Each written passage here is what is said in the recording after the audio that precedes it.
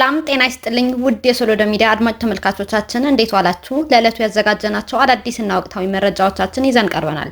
መረጃዎቻችን እየተከታተላችሁ እስከ መጨረሻው ከኛ ጋር እንድትቆዩ ከወዲሁ በአክብሮት እጋብዛለሁ።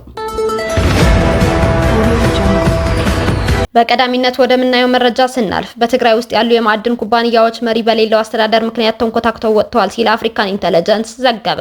በሰሜኑ የኢትዮጵያ ክፍል ያለው የፖለቲካ አለመግባባት በትግራይ ከማዕድን ስራ ጋር የተያያዘ ነው ያለው የአፍሪካን ኢንተለጀንስ የክልሉ ጊዜያዊ አስተዳደር ከፍተኛ አመራር አባል ባደረጉት ኦዲት በህወሓት ቁጥጥር ስር ባሉ ዞኖች ህገወጥ የወርቅ ቁፋሮው ተጠናክሮ እንደቀጠለም ታውቋል ብሏል።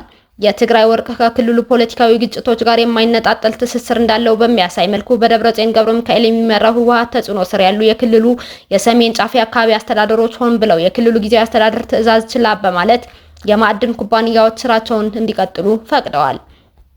አፍሪካን ኢንተለጀንስ ወደ ሰሜን ትንሽ ራቅ ብሎ ብርጋዴር ጀነራል ምግበ ኃይለ የተባለ የትግራይ ሰራዊት አዛዥ በአዲዳሮ አካባቢ የወርቅ መሬት የተቆጣጠሩ ሲሆን በርካታ ምንጮች በእሳቸው የሚተዳደር ህገወጥ የማዕድን ማውጫ ቦታዎች መኖራቸውም ዘግበዋል ሲል አስታውቋል።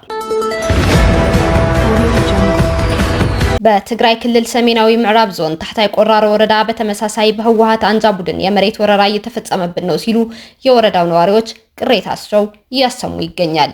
የህወሓት አንጃ ቡድን ታጋይና ወጣቶች በሚል ሰበብ የወረዳው የመንግስትና ህዝብ ሀብት የሆነው መሬት ለወረዳው ተወላጆች ላልሆኑ በአሃዱ ጣቢያ ለሚገኙ ታጣቂዎች እየሸነሸነ እያከፋፈለ እንደሆነ የተናገሩት ቅሬታ አቅራቢዎቹ የህወሓት አንጃ ቡድን ይህንን እያደረገ የሚገኘው ለጦርነት እየተዘጋጀ ስለሆነ ታጣቂዎቹ ከኔ ጎን ይሰለፋሉ ብሎ በማሰብ የወረዳው ገበሬ መሬት ከሌላ አካባቢ ለመጡት ታጣቂዎች የወረዳው ተወላጆች ናቸው በማለት ሐሰተኛ ሰነድ እያዘጋጁ እየወረሩን ይገኛሉ ሲሉ አስታውቀዋል። ደጋግመን መውደቃችንን ከቀጠልንና ውድቀታችንን እንደ ድልና እንደ ልዩነታችን የምንቆጥር ከሆነ የበለጠ ስም ማጥፋት፣ የበለጠ መደናገር፣ የበለጠ መጥቃት፣ የህዝባችንን ስቃይ ለማራዘም ከወሰድን መለያየት ብቻ ሳይሆን እንደገና መገናኘትም ከባድ ሊሆን ይችላል ሲሉ የትግራይ ክልል ጊዜያዊ አስተዳደር የኮሙኒኬሽን ቢሮ ኃላፊ አቶ ረዳኢ ሀለፎም ጠንከር ያለ ጥሪ አስተላለፉ። አቶ ረዳኢ ሀለፎም በግል የማህበራዊ ትስስር ገጻቸው እንደገለጹት ትግራይ በጣም መጥፎ ሁኔታ ላይ ነች። ከዚህ መጥፎ ሁኔታ ለመውጣት አማራጭ ሀሳቦችን ማቅረብና ሁኔታውን በእርጋታና በረጋ መንፈስ ማሰብ ይጠይቃል። እንደ ህዝብ ቀስ ብሎ ማሰብና መፍትሄ ማምጣት አለብን። ያለበለዚያ ያወረደንን መንገድ እየተከተልን ወደ መጠላላትና መበሻሸቅ ውስጥ መግባትን መምረጥ የለብንም።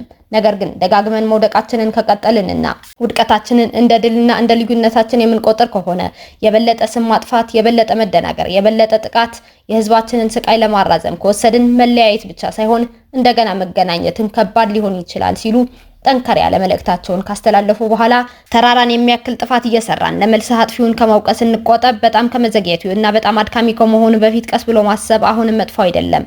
ብዙ ጊዜ የሚጠፋው መፍትሄ ለመፈለግ ከሆነ ቢያንስ የወደፊት ህይወታችን የተሻለና የበለጠ ሊተነበይ የሚችል ነበር ሲሉም አክለዋል። ፕሬዚዳንት ዶናልድ ትራምፕ ኢትዮጵያን ጨምሮ 100 ገደማ ሀገራት ወደ አሜሪካ በሚልኳቸው ሸቀጦች ላይ ቀረጥ ጣሉ። ትራምፕ ትናንትና ረቡዕ መጋቢት 24 2017 ዓ.ም ይፋ ያደረጉት ቀረጥ ከሁለተኛው የዓለም ጦርነት ወዲህ ትልቁ የዓለም አቀፍ ንግድ ለውጥ ነው። ትራምፕ በአገሪቱ ላይ የጣሉት የመነሻ ቀረጥ ምጣኔ 10% ነው። ይህ ቀረጥ መጠን ለምርጫ ቅስቀሳ ባደረጉ ጊዜ የእቅዳቸው አካል አድርገው ከጠቀሱት ቁጥር ጋር ተመሳሳይ ሆኗል። የአሜሪካ መንግስት ወደ አገሪቱ ምርቶች የሚልኩ 60 ሀገሮች የለየላቸው አጥፊዎች በሚል ምድብ ውስጥ አካቷቸዋል። በዚህ ምድብ ውስጥ የተካተቱት የአውሮፓ ህብረት፣ ቻይና ለተከተሉት ፍትሃዊ ያልሆነ የንግድ ፖሊሲ ምክንያት ከፍተኛ የቀረጥ ምጣኔ እንደሚጣልባቸውም ትራምፕ ተናግረዋል። እንደ ዋይት ሃውስ ገለጻ 10% የቀረጥ ምጣኔ በተጣለባቸው ሀገራት ላይ እርምጃው ተግባራዊ መሆን የሚጀምረው ከመጪው ቅዳሜ መጋቢት 27 2017 ዓ.ም ጀምሮ ነው። ከፍተኛ ቀረጥ የተጣለባቸው አንዳንድ ሀገራት ላይ ውሳኔው ተፈጻሚ መሆን የሚጀምረው ከሚቀጥለው ሳምንት ሚያዝያ 1 ጀምሮ መሆኑንም ተገልጿል።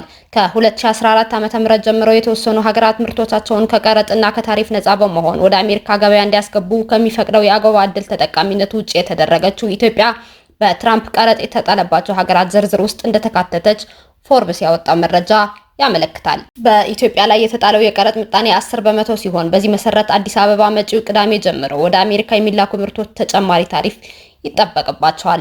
ትራምፕ ኢትዮጵያ ላይ የጣሉት 10% ቀረጥ በሁሉም ሀገራት ላይ ያስቀመጡት የቀረጥ መነሻ ምጣኔ ወይም ደግሞ ቤዝላይን ታሪፍ ነው። ኢትዮጵያ በአውሮፓውያን 2024 465.8 ሚሊዮን ዶላር የሚያወጣ ምርት ወደ አሜሪካ መላኳን የሀገሪቱ መንግስት መረጃ ያመለክታል። ኢትዮጵያ ወደ አሜሪካ ከምትልካቸው ምርቶች ውስጥ ዋነኞቹ ቡናና የጨርቃ ጨርቅ ውጤቶች እንደሆኑ መረጃዎች ያመለክታሉ።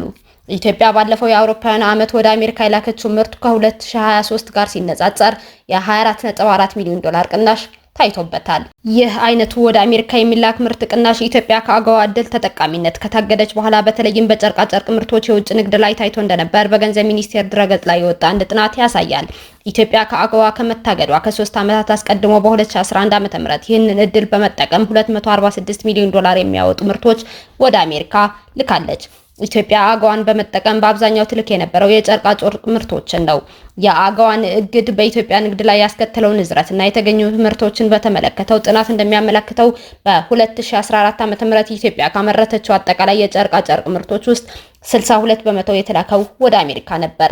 በ2015 ዓ.ም የተካሄደው ጥናት እንደሚያሳየው ኢትዮጵያ ከአገዋ መታገዷን ተከትሎ እድል ሲጠቀሙ የነበሩ 63 በመቶ ጨርቃ ጨርቅ አምራቾች ወደ አሜሪካ የላኩት ምርት ቀንሷል። 39 በመቶ አምራቾች ደግሞ ሰራተኞቻቸውን አሰናብተዋል። በትግራይ ጦርነት ምክንያት ኢትዮጵያ ከአገዋ እድል ውጪ ከተደረገች በኋላ ለ3 ተከታታይ ዓመታት ወደ እድሉ ተጠቃሚነት መመለስ አልቻለችም። ኢትዮጵያን ከሚያዋስኑ 6 ሀገራት ውስጥ 5ቱ የፕሬዝዳንት ዶናልድ ትራምፕ የታሪፍ ውጪም አርፎባቸዋል። ኢትዮጵያን ከሚያዋስኑ 6 ሀገራት ውስጥ 5ቱ የፕሬዝዳንት ዶናልድ ትራምፕ የታሪፍ ውጪ አርፎባቸዋል። በአሜሪካ ታሪፍ ያልተጣለባት ብቸኛዋ የኢትዮጵያ ጎረቤት ሀገር ሶማሌ ሆናለች። ጎረቤት ሀገራት ኬንያ፣ ኤርትራ፣ ጅቡቲ፣ ሱዳን፣ ደቡብ ሱዳንና ግብጽ የተጣለባቸው ቀረጥ ምጣኔ ከኢትዮጵያ ጋር በተመሳሳይ 10 በመቶ ነው። ከአፍሪካ ሀገራት ከፍተኛ የሆነው የ47 በመቶ ቀረጥ የተጣለው በማዳጋስካር ላይ ነው። ቦትስዋና በ37 በመቶ ቀረጥ ሁለተኛ ስትሆን አንጎላ በ32 በመቶ በሶስተኛነት ትከተላለች። ሊቢያ 31 በመቶ፣ ደቡብ አፍሪካ 30 በመቶ ቀረጥ ተጥሎባቸዋል። የነጩ ቤተ መንግስት ባለስልጣናት የለየላቸው አጥፊዎች ተብለው በተለዩ 60 ገደማ ሀገራት ላይ ከሚያዝያ 1 ጀምሮ የሚተገበር የአጸፋ ቀረጥ እንደሚጣልባቸውም ገልጿል። እነዚህ ሀገራት ከአሜሪካ የሚመጡ ምርቶች ላይ ከፍተኛ ቀረጥ የጣሉ፣ አሜሪካ ላይ ከቀረጥ ውጪ የሆኑ የንግድ መሰናክሎችን ያስቀመጡ ወይም የአሜሪካን ኢኮኖሚ ግብ ለማሳነስ እንደተንቀሳቀሱ መንግስት ያመነባቸው እንደሆኑም ተነግሯል።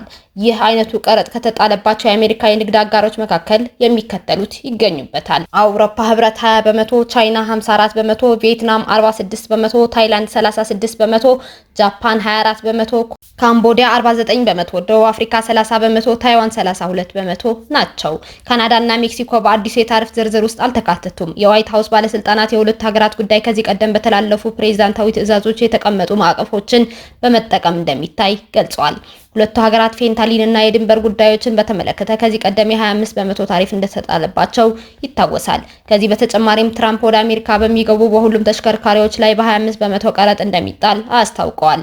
ተንታኞች ይህ እርምጃ የንግድ ጦርነቱን በማባባስ በአሜሪካውያን ላይ ከፍተኛ ዋጋ ጭማሪ እንደሚያስከትልና ይህም የሀገሪቱን እድገት መጠን እንደሚያዘገይ እየተናገሩ ይገኛል። በዓለም ዙሪያ አንዳንድ ሀገራት የኢኮኖሚ ውድቀት እንዲያጋጥመው ሊያደርግ እንደሚችልም ስጋታቸው ገልጸዋል። ትራምፕ ግን ሀገራት ከፍተኛ ቀረጥ በመጣልና ሌሎች ንግድ እንቅፋቶችን በመጠቀም በአሜሪካ ላይ የጥቅም የበላይነት እየወሰዱ በመሆኑ ይህ እርምጃ አስፈላጊ መሆኑን ቀረጡን ይፋ ሲያደርጉ ተናግረዋል። ትራምፕ ይህንን ብሔራዊ የአደጋ ጊዜ አዋጅ ይፋ ሲያደርጉ ከ5-10 ዓመታት ለሚልቅ ጊዜ አሜሪካ በቅርብና ሩቅ ወዳጅና ጠላት ሀገራት ስትዘረፍ፣ ስትሰረቅ፣ ስትደፈርና ስትመዘበር ነበር ብለዋል። እርምጃው የኢኮኖሚ ነጻነታችን አዋጅ ነው ሲሉም ተደምጧል። በመጨረሻም የእስራኤሉ ጠቅላይ ሚኒስትር የዓለም አቀፉን የጦር ፍርድ ቤት የእስር ማዘዣ ቸል በማለት ወደ ሃንጋሪ መጓዛቸው ተሰምቷል።